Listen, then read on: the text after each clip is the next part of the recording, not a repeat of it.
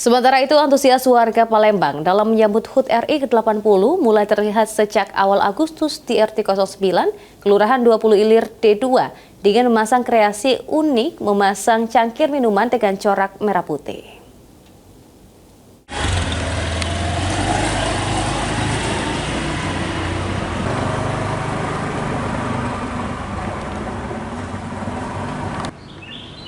Sejak awal bulan Agustus, bendera merah putih sudah berkibar di sepanjang Jalan Bedil, RT 09, Kelurahan 20 Ilir, D2, Palembang. Warga memulai serangkaian kegiatan untuk memeriahkan HUT kemerdekaan RI.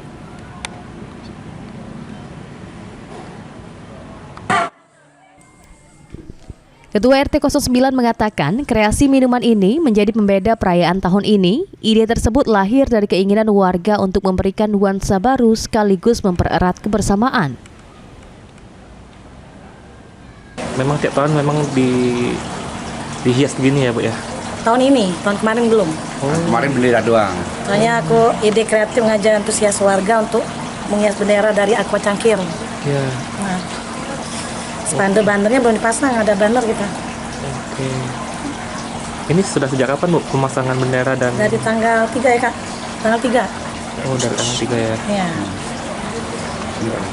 Di jalan tuh udah dipasang, cuman udah pada putusin orang kan. Lewat mobil box besar kemarin. Oke. Perayaan 17 Agustus bukan hanya mengenang jasa pahlawan, tetapi juga menjaga kerukunan lingkungan. Sehingga interaksi antar warga semakin erat dan menjadi solusi untuk memperkuat persatuan di tengah keberagaman.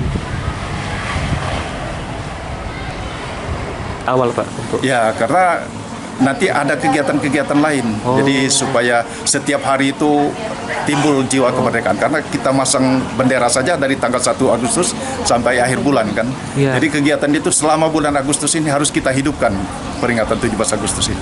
Semangat 17 Agustus kemerdekaan.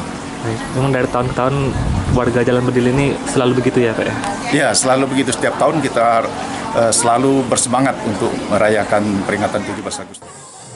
Perayaan HUT RI menjadi bukti bahwa semangat kemerdekaan bisa hadir dari hal sederhana, dari minuman bercorak merah putih, semuanya menjadi simbol persatuan dan kebanggaan warga. Hafidz Zainul, PAL TV.